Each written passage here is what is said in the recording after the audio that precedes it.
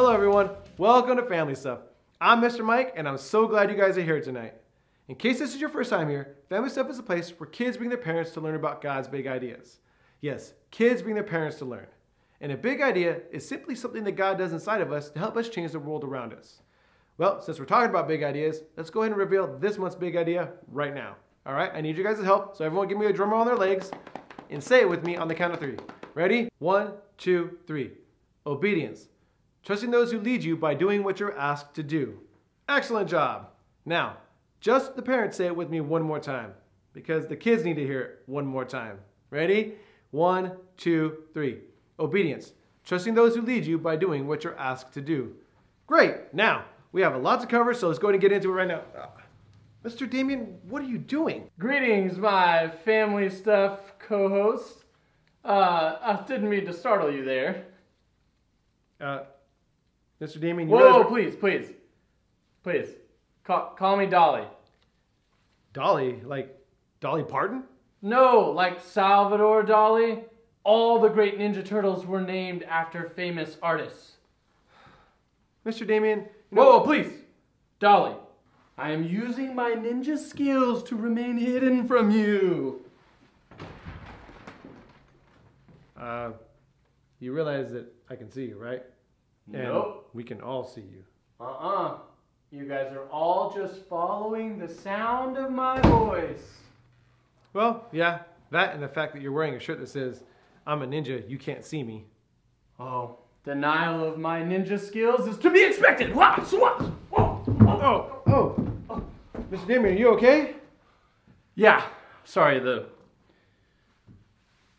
sun was in my eyes. The sun? Yeah, it is bright and blinding. Blinding, yeah. Yeah, when you're outside and not in a building. Anyway, why are you dressed like this? Well, I have a very important mission that requires the stealth skills of a ninja. Hey, don't do that. You're gonna hurt yourself and me. Sorry. What's this important mission? I'm not gonna lie to you. I won't sugarcoat it. It's dangerous. And I may not come back alive. But it must be done. Okay, what is it?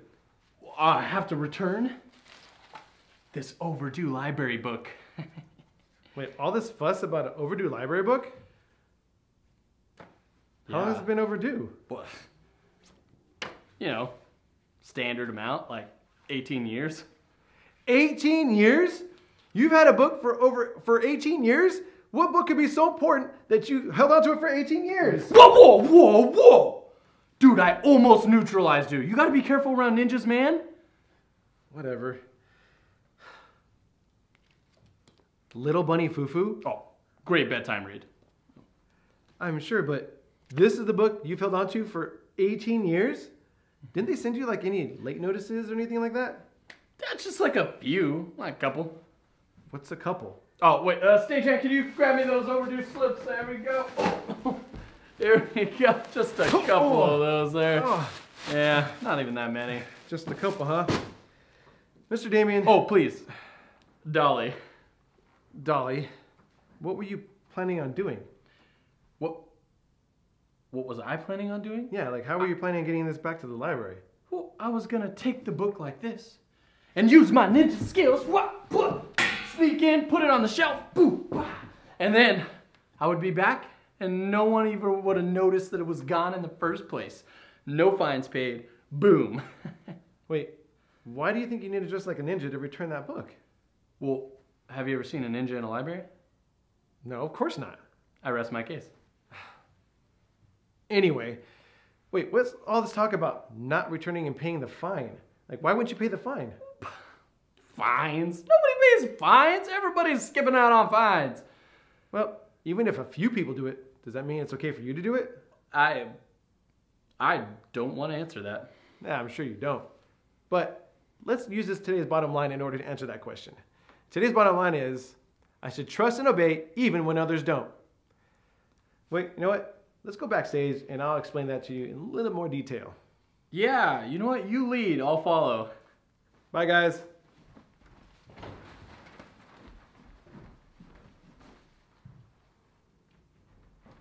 Mr. Damien, Dolly? Wow, he is a ninja.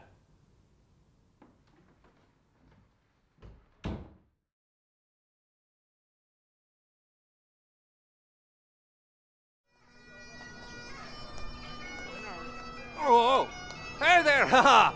I'm MC Haggis, and this here is my beatboxing partner, Seamus Big Famous. Say hi to him, Seamus. Hey! Okay, well, this month is about obedience, and that's trusting who's in charge by doing what you're asked to do. Hey! Me and Seamus have a big concert today, and Seamus has been in charge of promoting it. Now, I've been trying really hard to do what Seamus has asked me to do, isn't that right? Aye! Okay. But I'm a wee bit concerned. You see, I'm not sure that anyone's gonna show up to our concert, and I'm concerned about what Seamus has asked me to wear for our big concert. Why does that concern me? Hello? Seamus, I've done the best I can to do what you've asked me to do to promote this concert. I've handed out flyers, I've made personal appearance, but I look like a donut. Hey, yeah. You know what? I'm just gonna trust you. Okay, let's kick it. I know I look ridiculous. Your laugh should be immediate, but I'm listening to my bird because I'm trying to demonstrate what it means to trust those who have been put in charge by doing what they asked me to do. That's obedience. Word. Seamus, why is that large crowd of people coming after me with cartons of milk and a coffee? What? No! Run! Run! I can't get out of here! Run! A donut! No, don't run! A donut! I'm a donut!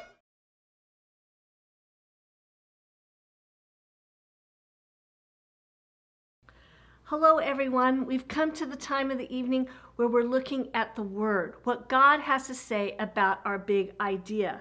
And this month's big idea is a response to God's character, and we're talking about obedience. Obedience is trusting those who lead you by doing what you're asked to do. Obedience is a great way that we should respond to God.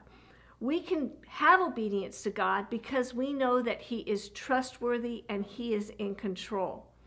Now today we're telling an exciting story from the Bible, the story of Noah. And I've asked our Family Stuff players to help us tonight. Are you guys ready? Let's get started then. A long time ago, there lived a godly man named Noah.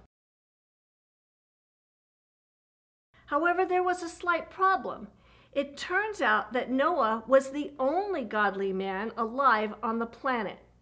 Everyone else on the planet was ignoring God and doing exactly what they wanted to do. God called down to Noah. And Noah obediently answered.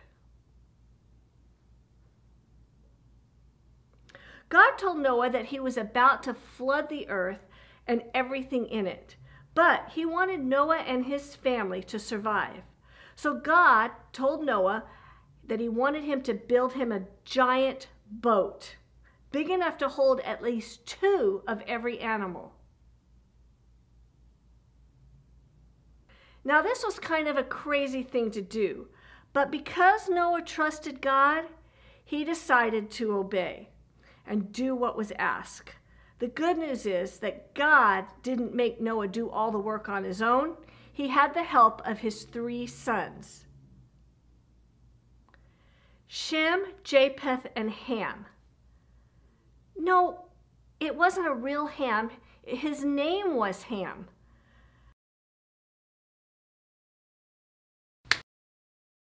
The sons and all of their wives were allowed to be on the boat too. Now, we aren't sure of this, but I bet a lot of people thought Noah was pretty crazy. I mean, he's out there building this giant boat. Can you imagine how people treated him? But no matter what everyone thought, Noah decided to keep obeying God and to keep building the boat, even if other people didn't get it. Eventually, they built the ark, and it was time for the animals to show up. And show up they did. Every animal you could think of. There were monkeys,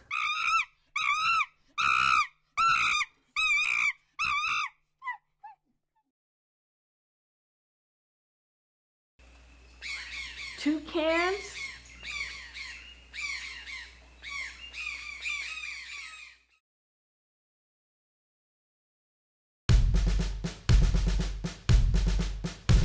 tall giraffes,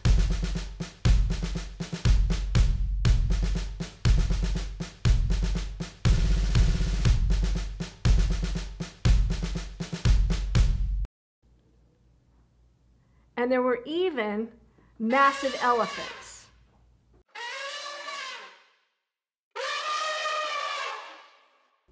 Well, maybe not so massive. Eventually, every kind of animal that flew in the air or walked on the earth was on the boat. But the big question in everybody's mind was, is there really going to be a flood? Is there going to be rain? And the answer was an emphatic yes.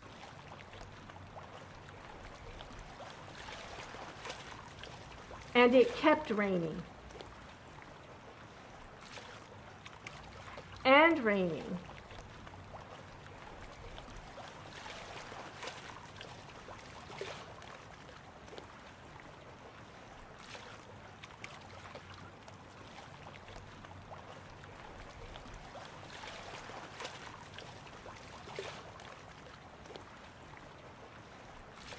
And raining.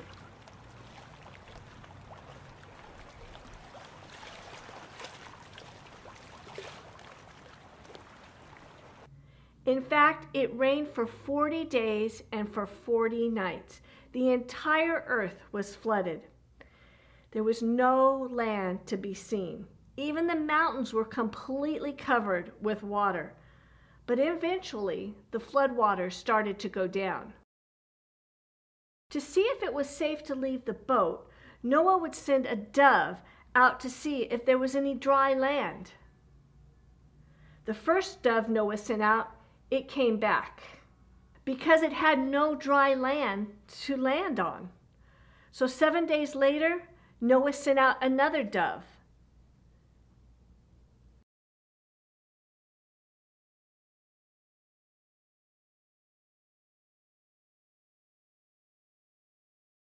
But this time, that dove came back with an olive branch in its beak. This meant that the floodwater was going down. So 7 days after that, Noah sent another dove. And this dove didn't come back. Eventually, God told Noah to come out of the boat and let the animals free. And God put a rainbow in the sky to let Noah know that he would never flood the earth again. And Noah worshiped God. The end. Wow, give all of our amazing Family Stuff players a great round of applause. So what did we learn from this story? Well, Noah was a guy who listened to God. He listened to God his whole life and did what God asked. So when God asked him to do something that seemed pretty wild and crazy, he didn't hesitate. But I mean, come on. An enormous boat, put every animal on it, at least 2 of them, the whole earth gonna flood? Can you imagine what the people around Noah were saying about him? They probably thought this was crazy. But Noah didn't let that bother him, did he? He knew what God had asked him, and he was going to do what God asked him to do. No matter how crazy it might look or how uncool it might look, Noah listened to God and knew that God must have a plan. You know what? Every now and then, you and I get faced with a situation where it would be really easy not to obey God and go along with the crowd. But it's always best to do what God says. even when others don't. So, I should trust and obey even when others don't. Sure, it might be tough, but it's always wise to do what God says. Let's pray. Dear God, thank you for letting us be a part of your amazing story. Please give us the strength to make the choices to follow you, even when others don't. It's in your name we pray. Amen.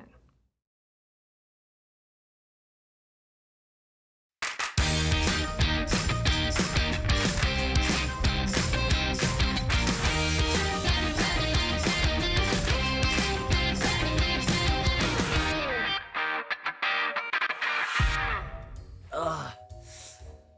It's hot. Like really hot.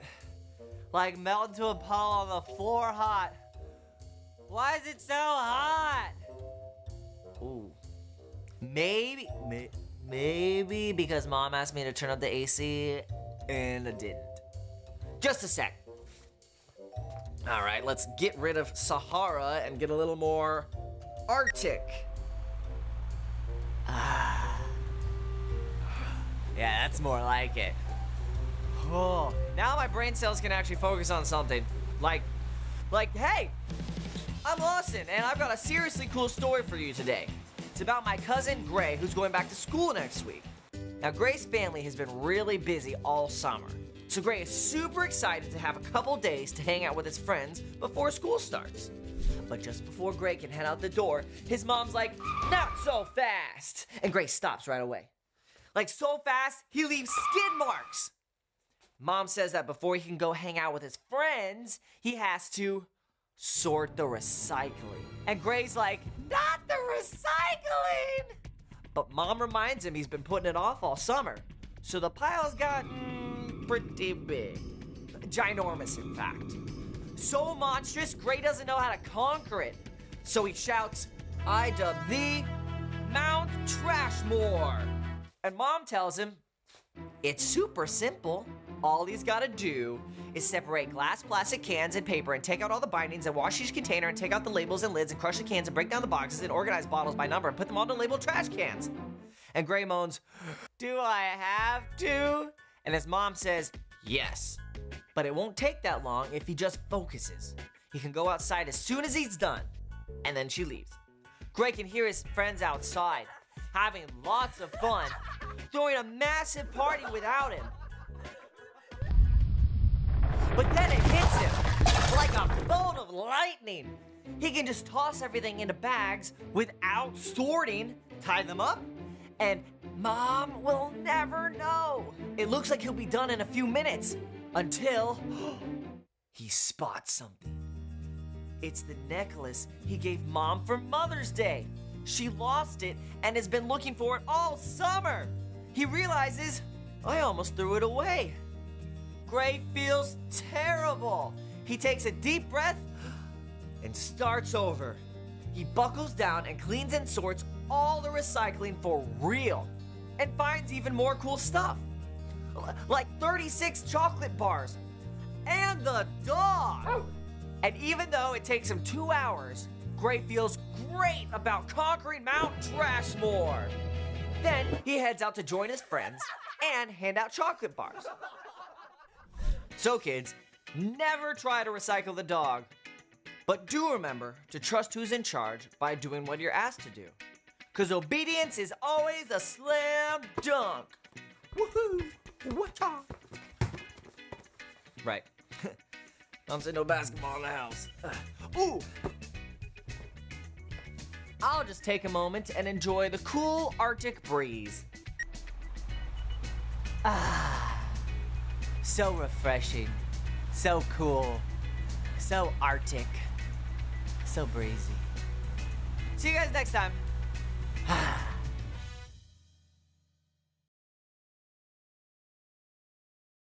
Hi everybody, welcome to Family Stuff. I'm Miss Jessica and I brought some of my friends to help us learn the motions for the August memory verse.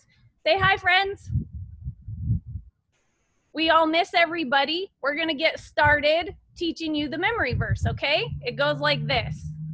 Obey your leaders, put yourselves under their authority. They keep watch over you. Hebrews 13:17. Great job, everybody. Keep learning the memory verse all month long, and we'll see you next month. See you later. Bye. Hey everybody. You see, God put people in charge of us for a reason, and He wants us to trust and obey those leaders in our community. Now, those community leaders could be wide-ranged. It could be our parents at home, people in our household. It could be teachers, whether we're in school or online, or just the people in our community. Now, I have a challenge for you guys as a family. Sit down together and talk about who are the leaders in your community. And then I want you guys to pray to God and ask God how to follow those leaders. Just a reminder though, we do have social media, guys, so check us out online, social media. We have Instagram, Facebook, as well as our own website. And before you guys leave, don't click off just yet, because we have a couple worship songs right after this, starting right now. So you guys have a great night, and we'll see you guys soon. Bye.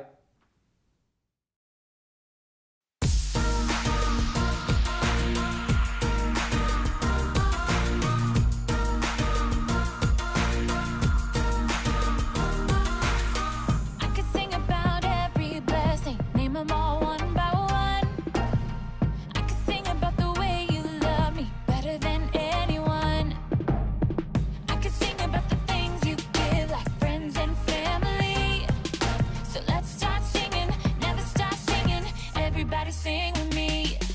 Oh, there's never ever gonna be anything better than your love for me. Oh, there's never ever gonna be anything better than your love. Oh, there's never ever gonna be anything better than your love for me. Oh, there's never ever gonna be anything better than your love.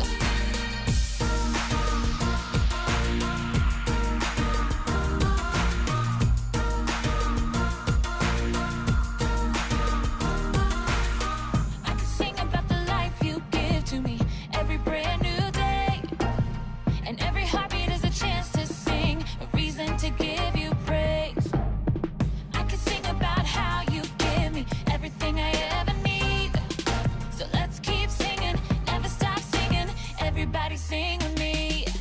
Oh, there's never ever gonna be anything better than your love for me. Oh, there's never ever gonna be anything better than your love. Oh, there's never ever gonna be anything better than your love for me. Oh, there's never ever gonna be anything better than your love.